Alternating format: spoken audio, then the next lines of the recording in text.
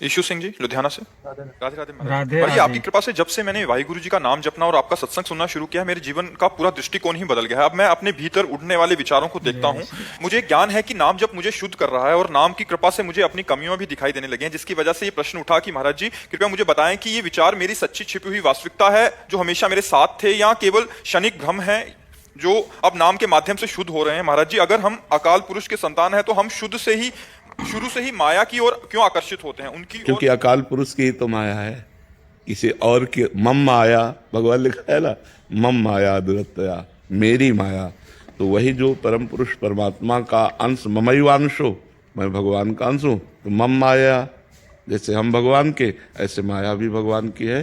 भगवान की शरण होकर हम माया से बच सकते हैं, लेकिन भगवान का विस्मरण हुआ तो माया, फिर दो ही क्षेत्र है, एक तरफ भगवान एक तरफ माया। और माया का मतलब कोई रूप नहीं है उसका, कोई रूप नहीं कि ये माया ये माया यही तो आश्चर्य है। तो उसको वो बता के थोड़ी आती कि देखो मैं माया आ रही हूँ, फंस जाता है जी। मकड़ी के जाल में जैसे वो बुनती है उसी में फंस जाता है, अपने आप से बुनता है, अपने आप में फंस जाता है। वो सत्य है परमात्मा, हम उसकी तरफ जय चलें श्री राम। तो धीरे धीरे हमारी असत वासनाएं नष्ट हो जाएंगी। बस खास बात हम बार बार राधे फिर यही राधे। कह रहे हैं कि गुरुजनों की आज्ञा और शास्त्र आज्ञा, अगर इसका पालन नहीं हुआ तो बहुत अच्छा भजन साधन करने पर भी साधक फंस जाएगा,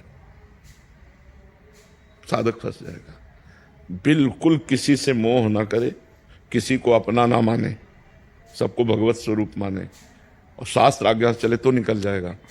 नहीं, कई बार गलती संग दोष में हो जाती है, कई बार गलती ऐसे हो जाती है कि उसे हम गलती नहीं मानते, अधिक अपनापन हो जाने के कारण हमसे गलती हो जाती है। कुछ ऐसे अपराध हैं, कुछ ऐसी गलतियां हैं जो बड़ी सफाई से हमारे अंदर प्रवेश करती हैं और हम जान नहीं पाते, हमें गिरा देती हैं। कुछ गलतियां इतने कि गलती गलती दिखाई देती है, और कुछ गलतियां ऐसी है जो ऐसे प्रवेश करती हैं कि वो गलती ही नहीं समझ में आती, और जब उसका परिणाम आता है तब गलत आता, तब लगता कि गलती हो गई। तो ये जो भगवान की दुरंत माया है, ये केवल वाहिगुरु की आज्ञा पर चलने पर, गुरुवाणी पर हम श्रवण करें, कथन करें, चिंतन करें और उसी पर चलें तो फिर माया फंसा नहीं पाएगी। नहीं तो बड़ा सूक्ष्म विषय है, समझ में नहीं आता। अब वो फंसते जय फंसते श्री राम। पूरा चिंतन उसी में चला गया कि ये अपने लोग हैं, जैसे मृग में राधे राधे। तो अपने लोग, अपनापन होते ही वो गया। विश्व में कहीं भी किसी से इतना भी अपनापन ना हो, जय श्री राधे।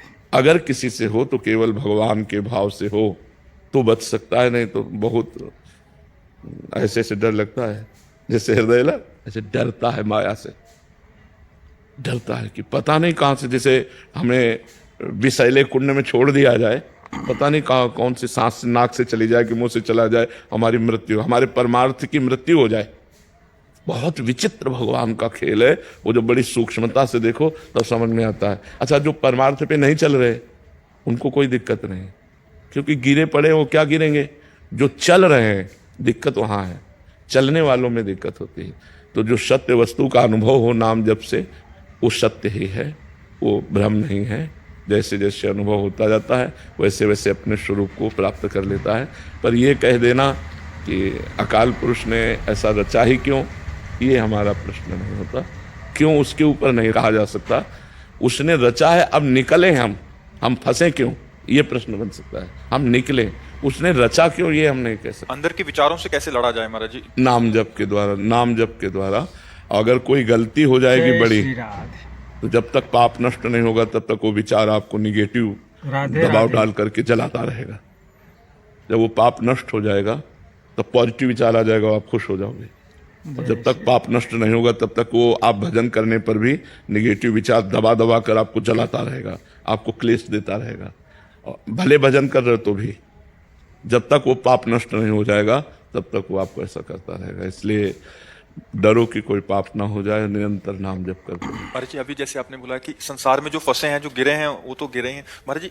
अब पूर्व में भी महापुरुषों, तुलसीदास जी महाराज जी हो, या उन्होंने अपनी वाणी में, या आप गुरुजनों से, महाराज छोटी सी बात इतना उनको, जैसे आप कह रहे हैं कि डर लगता है, हृदय से डर लगता है कि कहीं गिर ना जाए, बट संसार में तो महाराज जी वो डर क्या, वो तो निर्भय राधे होकर राधे। विचरण कर रहे हैं महाराज जी। और बिल्कुल तनिक भी भय नहीं है उनको कि कहाँ इधर छोटी सी बात का जो सब जानते हैं और कोई गलती नहीं है फिर भी महाराज जी भयभीत हो रहे हैं और उधर निर्भय होकर घूम रहे हैं महाराज जी। यही तो भगवान की प्रचंड माया है। निर्भय होके मतलब उत्साह से पापाचरण कर रहे हैं महाराज। हाँ, उनको चूंकि उनको ज्ञान नहीं है ना, अज्ञान की दशा में जैसे बालक विष्ठा से खेलने लगता है, अज्ञान की स्थिति बालक की नहीं होती तो विष्ठा से खेलने लगता है, तो कोई खेल का विषय थोड़ी, और अज्ञानी है वो खेल रहा है, अगर उसे रोका ना जाए तो खा भी सकता है। तो इसलिए जैसे जिनको भगवान की माया के द्वारा अपहृत ज्ञान है, भोगेश्वर प्रसक्ता नाम तयापहृत चेतसाम व्यवसायत्मिका बुद्धि समाधो न विधीयते, जिसकी बुद्धि का भोग और ऐश्वर्य ने अपहरण कर लिया है, उनको भगवान का भजन या भगवत प्राप्ति करना ऐसी वृत्ति ही नहीं होती। समाधो न विधीयते, वो परमात्मा को प्राप्त करने का लक्ष्य नहीं बना सकते जिनका भोग और ऐश्वर्य ने ज्ञान अपहरण कर लिया है। भोगेश्वर प्रसक्ता नाम तयापहृत चेतसाम, जो ज्ञान रूपी चेतना है उसका अपहरण कर लिया तो अज्ञानी जी इसी में मस्त रहता है, भोजन रुपया पैसा खान पान इसी में सुख का अनुभव करके वो बड़ा चैन पूर्वक जीवन समझ रहा है हमारा व्यतीत हो रहा है, पर वो व्यर्थ जीवन व्यतीत हो रहा है, वो व्यर्थ जा रहा है। जी।